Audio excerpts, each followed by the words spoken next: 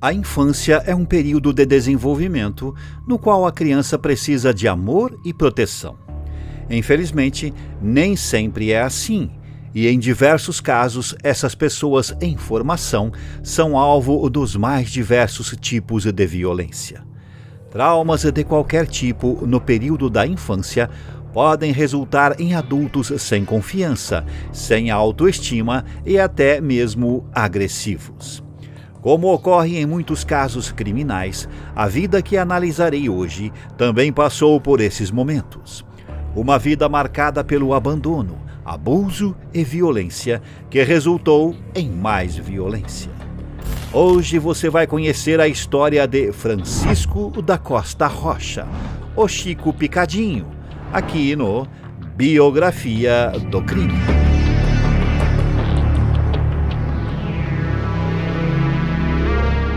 Chico teve uma vida turbulenta, com um descaso o cercando desde a sua gestação.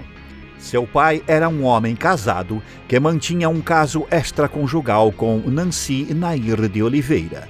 Chico não foi o primeiro filho dela. Nancy já tinha interrompido a gravidez 2 vezes a pedido do amante, porém decidiu dar à luz a Chico. Ele nasceu em 27 de abril de 1942 em Vila Velha, Espírito Santo, e seu pai, que era um importante exportador de café, já o desprezava antes mesmo de seu nascimento. Apesar de ser rico, o homem deixava que a amante e Chico vivessem de forma precária e, muitas vezes, passavam fome. Chico vivia em um lar sem amor, sendo constantemente ignorado, até que sua mãe ficou doente. A mulher sofreu de tuberculose e seu amante a abandonou. Ela foi internada. Com isso, Chico foi mandado para morar com um casal de empregados de seu pai, em um sítio. O casal recebia para cuidar dele, mas o maltratava. Enquanto estava sob o teto do casal, Chico sofreu agressões físicas e passava mais tempo na mata, junto aos animais, do que com o casal. Nesse período, ele começou a tirar a vida de gatos de diversas formas. Um ano se passou e Nancy foi atrás do filho, o levando novamente para sua casa. Porém, Chico demorou a reconhecê-la porque o casal tinha dito a ele que a sua mãe tinha falecido. Morando novamente com a mãe, Chico entendeu que, quando homens frequentavam a sua casa e sua mãe o mandava ficar no quarto, eram programas que ela fazia para conseguir dinheiro. Mais tarde, em sua fase adulta, ele revelou que via a mãe ter relações com esses homens e isso seria a justificativa de Chico para os seus crimes. Essa situação influenciou no comportamento dele e ele se comportava mal na escola e passou a andar com meninos mais velhos, período que ele sofreu um abuso sexual desses jovens e presenciou um caso de pedofilia contra um colega na escola católica em que estudava.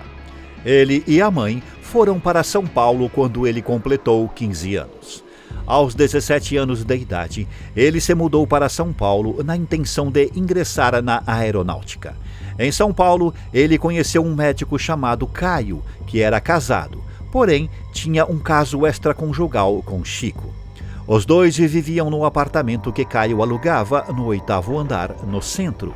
Esse local ficava próximo a uma área conhecida como Boca do Lixo. O nome era devido a tudo que acontecia ali, como prostituição, violência de vários tipos e uso de substâncias ilícitas. Também havia muitas pessoas que gostavam de ficar em bares durante muito tempo. Chico passou a trabalhar como vendedor de consórcio e gastava seu dinheiro nessa região da cidade. No dia 8 de agosto de 1966, ele estava em um bar que frequentava quase diariamente, quando conheceu a bailarina austríaca Margaret Suida. A mulher trabalhava como bailarina e massagista, mas, no âmbito do cabaré, ela se prostituía. Chico e Margarete conversaram durante horas, até que ele a convidou para ir ao seu apartamento e ela foi. Chico era visto por todos como uma pessoa educada e tranquila. Ninguém imaginava as perversidades do qual ele era capaz. No apartamento, Chico teve relações com Margarete. Depois lhe privou do ar com as mãos. Depois, com o seu cinto, tirando a vida da mulher. Após o ato, ele arrastou o corpo até o banheiro e, usando uma faca de cozinha, uma tesoura, uma chave de fenda e uma lâmina de barbear, segregou o corpo. Ele joga alguns pedaços no vaso sanitário e dá descarga. Após isso, ele aguarda seu colega de apartamento voltar, encontra Caio após esperar 2 horas por ele e confessa o crime. Chico fala para Caio que quer falar com sua mãe antes de se entregar à polícia. Então, Caio o leva até a rodoviária e lhe dá dinheiro. Enquanto Chico voltou ao Rio de Janeiro, Caio contou o que tinha acontecido para sua esposa e os dois denunciaram Chico para a polícia. Chico foi preso e não resistiu à prisão. Quando foi entrevistado pelo jornalista Percival de Souza, Chico disse, entre outras coisas, a frase: "Apesar de tudo, eu não sou um monstro." Após o crime, Chico disse que tinha feito aquilo porque a mulher lembrava sua mãe. "Eu acredito que minha mãe se comportava assim porque necessitava comer. E criada como foi, só sabia ser mulher." Em 13 de março de 1968, Chico foi julgado e condenado a 18 anos de prisão. Ele ganhou o apelido de Chico Picadinho na prisão Carandiru, na qual ele trabalhou como bibliotecário e teve comportamento exemplar. 2 coisas que chocavam quem conhecia Chico eram a sua frieza e a sua sensibilidade. De um lado, ele era frio ao narrar o que tinha feito, conseguindo comer um hambúrguer enquanto descrevia o seu crime. Mas, por outro, ele gostava de pintar, era educado e falava de forma tranquila. Ele também gostava de ler Kafka e Dostoiévski e ouvir Beethoven e Mozart. Ele chegou a falar em uma entrevista sobre ele mesmo na terceira pessoa, como se estivesse falando de outra pessoa. Em dezembro de 1972, Chico Picadinho, ainda preso, se casa com Tatiana, mulher que fazia a limpeza do apartamento no qual Chico tirou a vida de Margarete. E os dois têm uma filha. Eles ficaram juntos por 3 anos e se separaram. 8 anos após a prisão, em 1974, uma junta médica excluiu o diagnóstico de personalidade psicopática dele e Chico foi solto.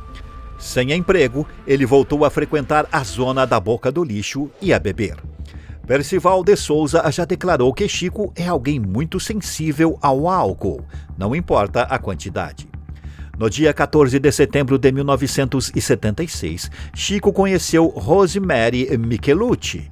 Eles foram para um motel e, depois da relação, ele tentou estrangulá-la e a mulher desmaiou. Ele a atacou, tentando morder a veia de seu pescoço. Rosemary acordou e começou a gritar, e ele desistiu do ataque. Ela foi esfaqueada e perdeu o filho, pois estava grávida. Mas sobreviveu e prestou queixa na polícia.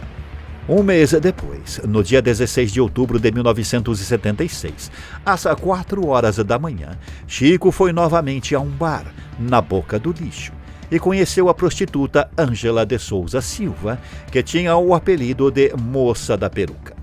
Eles beberam e foram para um apartamento de Joaquim, um amigo de Chico, na Avenida Rio Branco.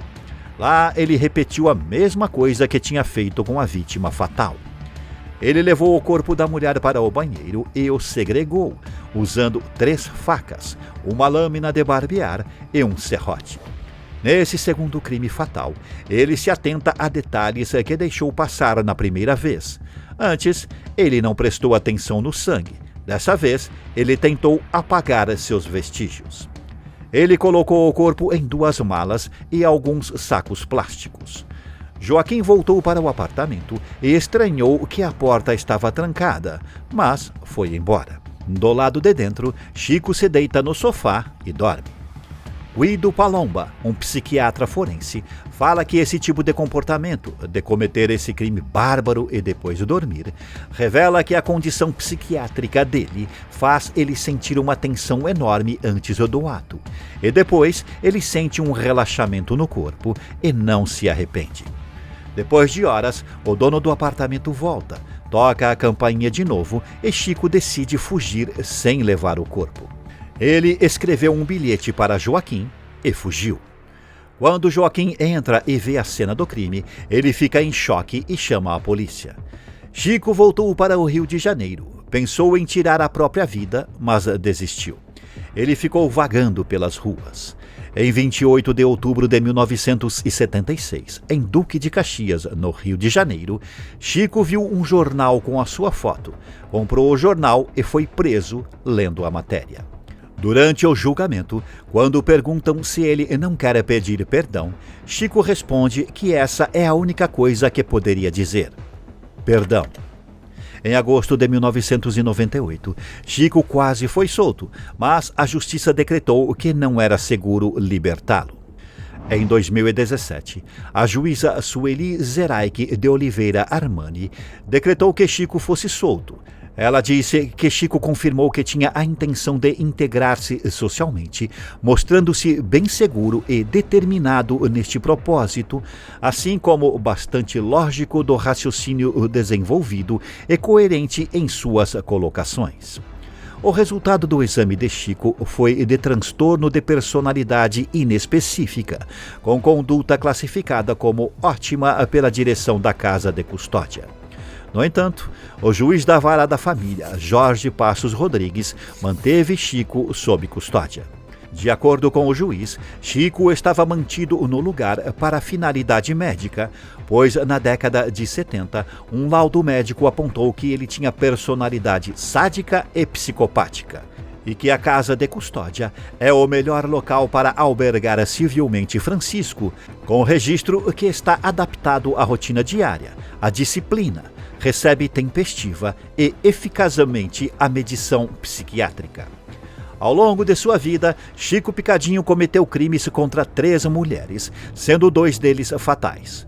Hoje, com 81 anos de idade, continua preso, passando seus dias pintando quadros.